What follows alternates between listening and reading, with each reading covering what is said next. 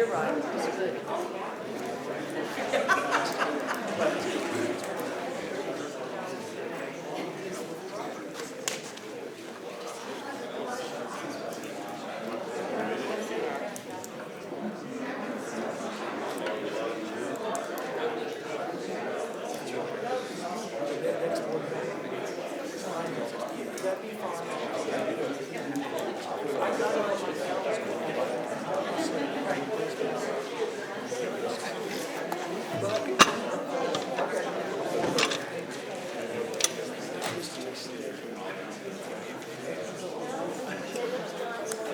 Can we get that on?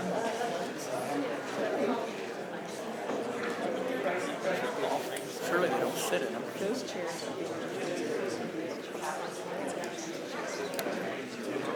I get too comfortable. Well, these Not make here. I'll trade you.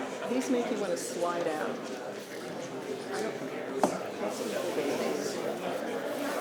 Well, they're standing when they're waxing eloquent.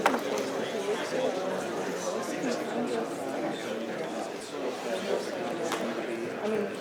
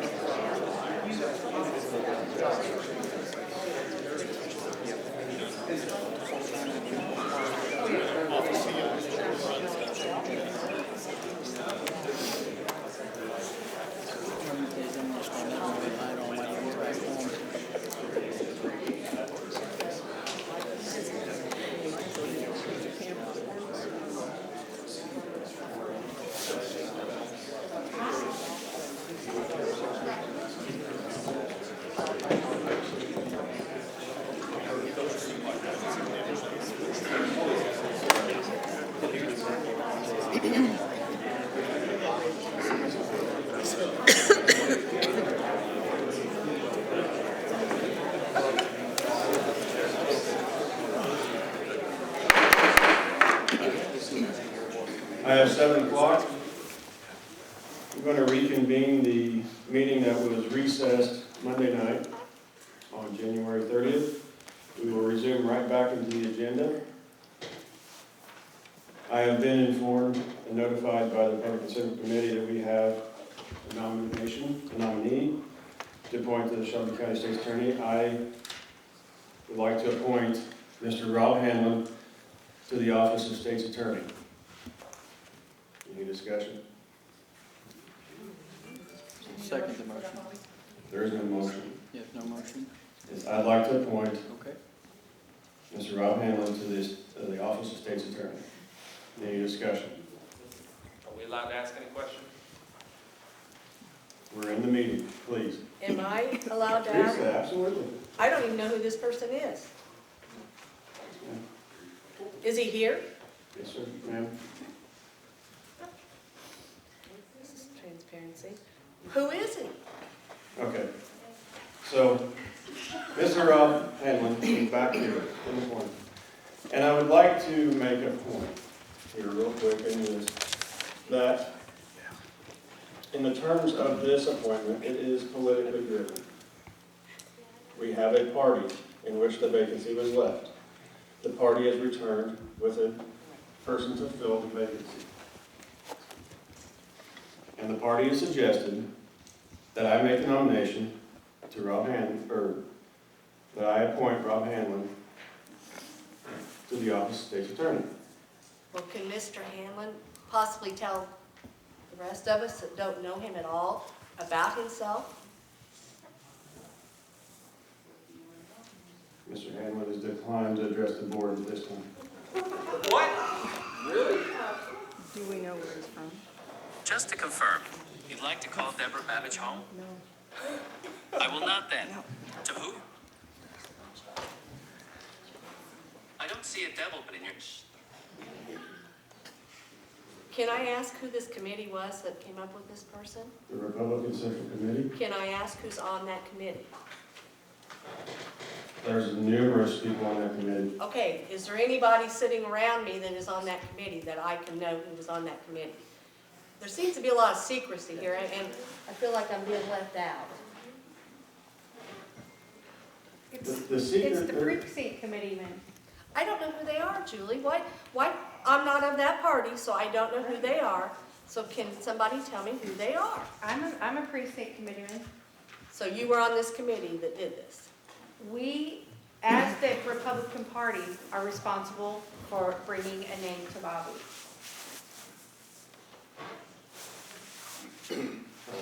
I agree with my counterpart here. I don't understand how any of this, the way this is. I understand that you don't have to speak on it, but why not speak on it?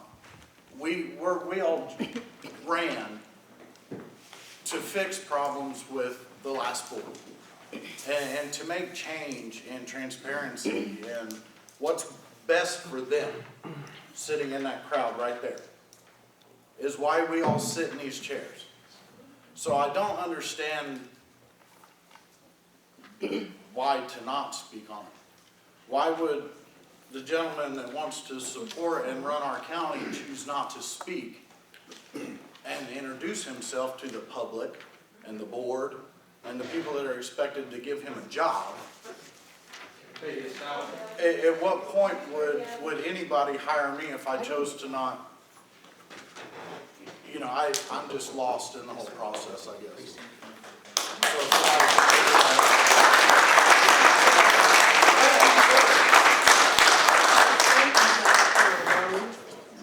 I don't understand it either. I'm just, is there a reason that you can give me why everything's just, this is just the way it is? And I mean, like I said, I understand the fact you don't have to, but then the question arises is, why don't you?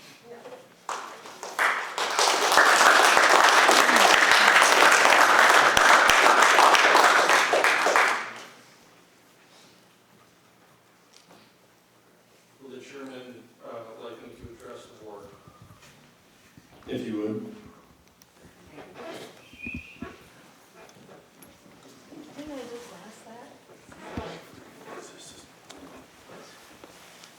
My name is Robert Hanlon. I'm an attorney. I've been licensed to practice here in the state of Illinois for quite some time. I've been asked to give consideration to resolving a problem that exists here in this community with the absence of the state's attorney. It is a serious problem requiring serious resolutions. This undertaking on my part requires a significant sacrifice and a major change in my life as well. It is not undertaken by me lightly. Rather, I had the good fortune to have great experiences. I know some of you may be interested in my trial experience. I've litigated over 70 civil trials civil cases to a conclusion at trial.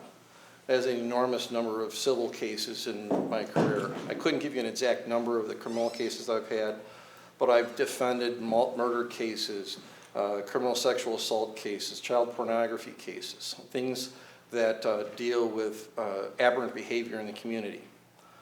That skill set has me licensed to practice law in a number of United States district courts, from Florida to Colorado to North Dakota I'm licensed in the Central District of Illinois here, the Northern District of Indiana, the Northern District of Illinois, the Eastern and Western Districts of Wisconsin, the Northern District of, the District of North Dakota, and the list goes on. Most of my career has been spent dealing with and addressing powerful interests that seek to take advantage of those that are less fortunate.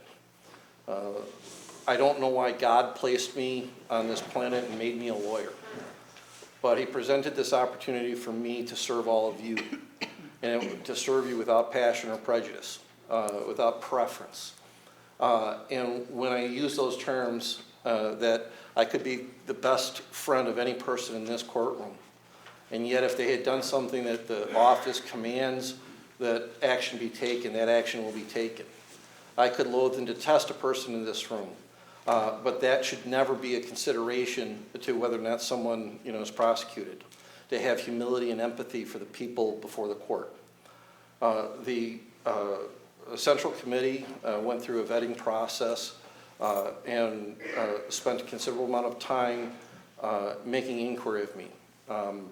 I think it's proper that that political process be left in that political setting. And with respect to the issues of what this board votes on, there's a certain procedure to it, but I, as someone who's not the state's attorney, cannot advise the board as to how they should or should not proceed. The issue here is, do I possess the skills requisites, experience and so forth to serve that function? I think that Judge Harlow would be pleased to see me serving that capacity. I don't speak for Judge Harlow. I'm somewhat basing that upon my perceptions of Judge Harlow. She's the resident judge here in the county. But right now, this county board has a serious problem that it must take action on. And if it chooses not to take action, that will be to the detriment of every single person in here, because the system of justice, can, in essence, collapse upon itself without some advocacy for each and every one of you. That advocacy, when a state's attorney represents someone, he represents every single person in a county with respect to the interest of the government. He also represents the government officials, and he's duty-bound to perform certain obligations. And I would accept such a nomination, if this board so chooses, without reservation, and with the full understanding that it would carry out the constitutional requirements of the office. With that, I'd like to turn it back, and I hope that answers the question. I didn't come here with a speech prepared for this evening, but I have gone through the process of my background, my years of litigation experience, defending federal cases, advancing federal cases, defending state cases, advancing state cases with the committees of the GOP. And they have made their recommendation to Mr. Orman, which I'm truly grateful for this opportunity. Thank you. Can you tell us where you're from? Sure. I was born in Illinois. I grew up in Arlington Heights, Illinois, which is a suburb of Chicago. I spent most of my career litigating cases in the U.S. District Court in Chicago, as well as the circuit courts of Cook, Lake, McHenry, DuPage, Will, more recently some other circuits, including Champaign County, but I grew up in Arlington Heights. But where are you right now? I'm standing here in this courtroom. Where do I live right now? Where is right in McHenry County, which is northwest of Chicago. Okay, is this Woodstock? It is, and Woodstock Willie, if you watch the news coverage, he unfortunately tells us there's 6 more weeks of winter, but that's where they filmed the movie Groundhog Day, so that's where Woodstock is, yes. Do you represent anybody in this room?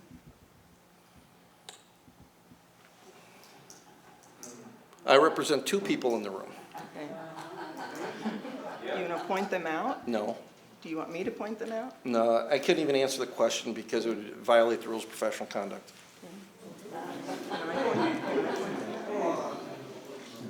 Thank you, Ron. Thank you. Excuse me. Can I point them out? Call the vote.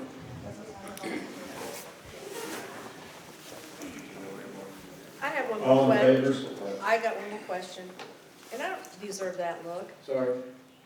I'm sorry. Teresa, I was a blank of your name. Teresa, go ahead. Since this isn't an employment meeting, sort of like an executive type session, do you think we need to do this in executive session in case somebody has some questions and stuff that Okay. shouldn't be asked? Let's boil this back down. When I would make an appointment to the board, to appoint a board seat, the committee makes, the political committee makes the recommendation, and then I would, as the board chair, make the nomination to the board. You see And then no, there's a board vote. I understand that, but you see no difference in appointing a person on this board as to employing a state's attorney to a job? You don't see a difference there? There is a massive difference Yes, there is. in the magnitude of the scope of the office. Bar none, magnitude of difference in the scope of these two offices. Function is the same. Political party makes a recommendation, the board approves or disapproves, but a board approves upon the recommendation of the political party. Okay, I asked that we do it by roll call, the vote. Call the vote, roll call please. I still have a question. Can I disclose who Mr. Hanlon represents in this room? I think everybody would like to know. We've called the vote. I mean, you can throw me out, but I think everybody needs to know. And that's fine, you can do that later, please. After we vote? Mark Bennett. Jake? Yes. Teresa Bain. No, Tim Brown. Yes. Carol Cole. No. Charles Davis. No. Julie Edwards. yes. Martha Fernhaber. Yes. Clay Hardy. Yes. Matt Kessler. Yes. Annette Martin. Yes. Tad Mayhall. This is a travesty. No, for the sake of seeking more information. Heath McCormick. Yes. Tim Morse. No. Lori Nelson. Yes. David Ogden. Yes. Bobby Orman. Yes. Sonny Ross. Yes. Mitchell Shuff. Yes. Don T is not here. Brent Wallace. Abstain. Jeremy Williams. Yes. Okay, motion passes 14 ayes. Bain, Cole, Davis, Mayhall, and Morse voting no, and Wallace abstaining. Thank you. The appointment of the state's attorney's office goes to Rob Hanlon. And at the conclusion of his obligations, he will be sworn into office. Mr. Chairman, I'd like to untable item number 8. I'd like to remove that from the table. A motion to do that. Got a motion to remove item number 8 from the table. Seconded by Charlie. So, item 8 is discussion and vote on the agreement proposal of the IRB case of 22045. Now, what happened Monday night was through and through a mix-up of communication between myself and the clerk, and then back between the board, myself, and the clerk. It was a master communication, because I sent you the wrong one. I went back, reviewed the tape, and I know what I read.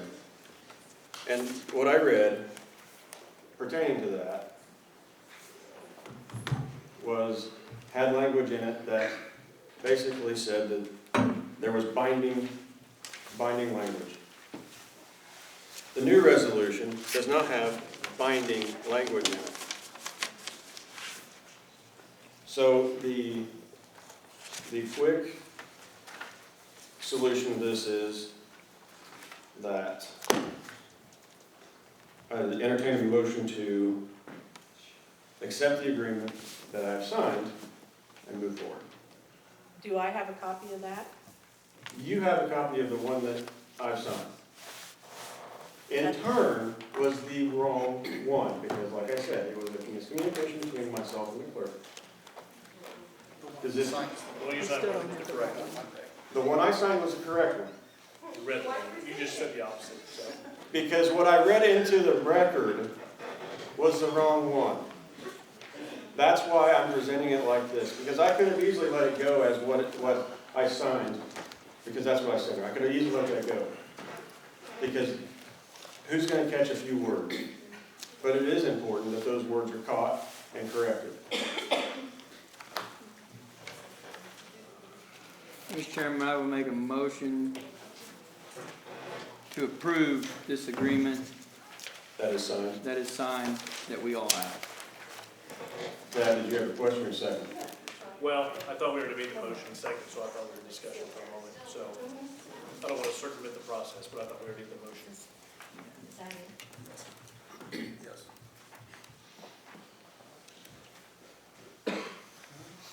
So any more discussion? I do have a recommendation. More Okay. than anything else is, for the record, will you reread the sign order? Okay. Do we have a second? I think we already, Do we have a second? I had a motion here. Do I have a second? second. Tad will second. Okay. So I have a properly made motion to approve the agreement. That is correct. That has been agreed on by the treasurer, which is the one I signed. So we're all clear. That's the one I did sign. And that reads, I know.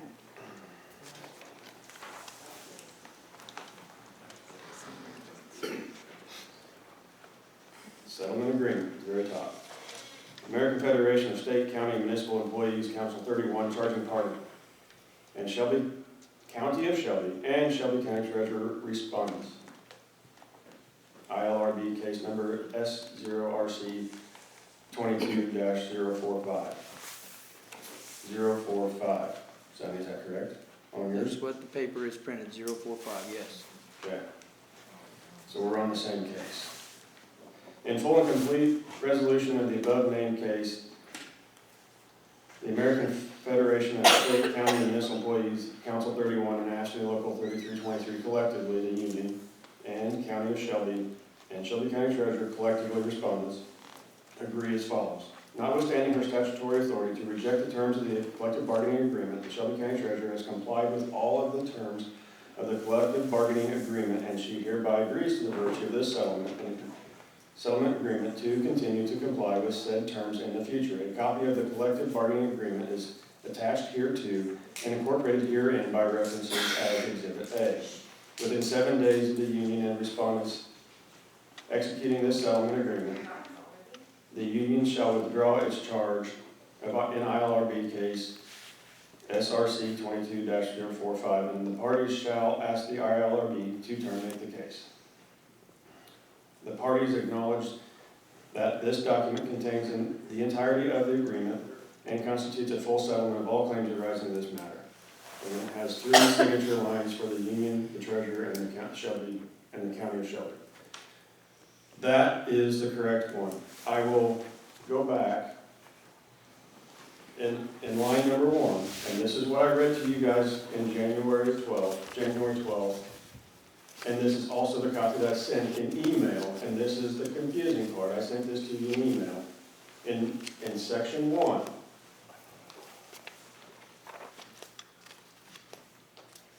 I'm trying to get to where it changes. It's line 3 in section 1.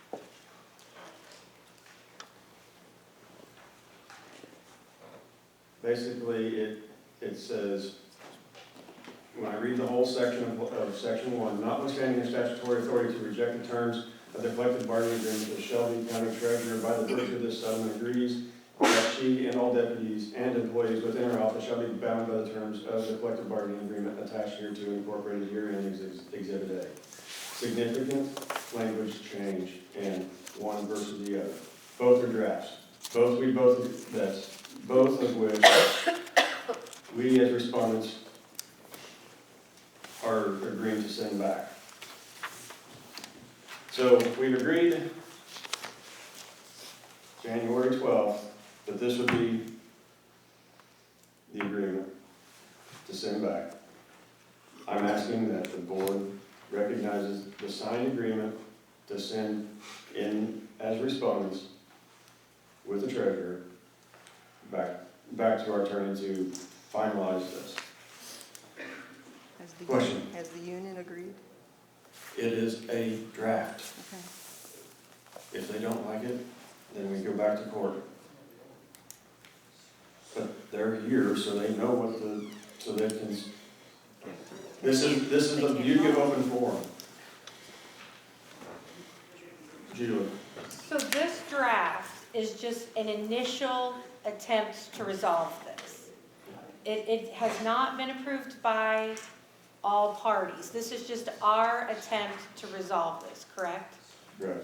And since we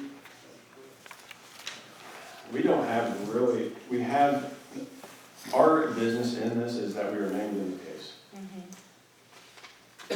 The treasurer has agreed to these terms. We should concede and move forward. Anyway, what I'm saying is, we've agreed to this once, there's a slight squeeze Well, we shouldn't concede because the treasurer agreed to it. We should want to hope that this is applicable for all county employees, or people addressed in this suit. Right, and that is that within 7 days, that if they agree that within 7 days, they'll remove the suit. So if the treasurer has agreed to this language, I don't know that the board has any other bearing on this settlement at all. So, any other discussions, questions? Just really a question or maybe point of clarification, since we have a larger audience probably here and online, if you could just refresh the memories of the suit and who has actually been listed, right? So it was brought to our attention last month, unbeknownst to us, that we had been listed. Mm-hmm. So if you could just maybe clarify that for the public, please. So, around a year ago, there was a suit filed. So, old board. And in that suit, we were named.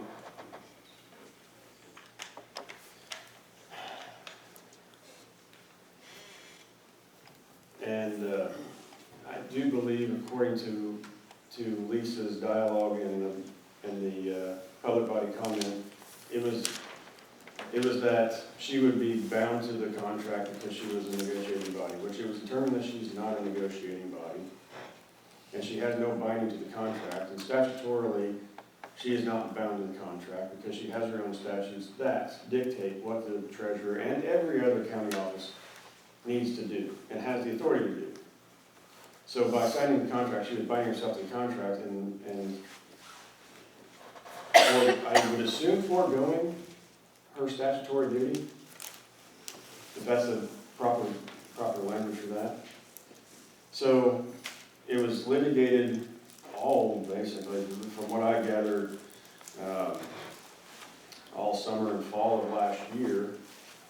And then as things were coming to a wrap is when the election happened, the new board was seated, and then there's this delay of information, and then there was an information dump on the new board. So this has been an issue for, I think, 13 months, from what I gathered out of the documentation I sent everybody.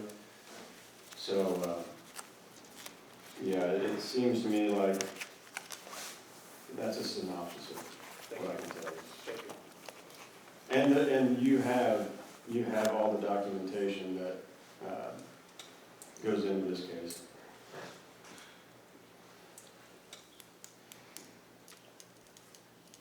So, any other questions? And all in favor of the signed copy, say aye. Aye. All opposed, same sign. No. I abstain. No.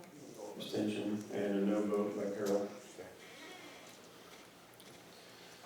Okay, that concludes the meeting. I would like to extend thanks for the return of the high school kids that came out for the civics class. Hats off to them. I would entertain a motion to adjourn. Sonny makes a motion to adjourn, seconded by Mark. Meeting adjourned. I'm sorry. All in favor, say aye. Aye. All opposed, same sign. Motion carries. I am thoroughly disgusted. We were just railroaded. Like Star Floyd. That is a travesty. You can throw me out. That, you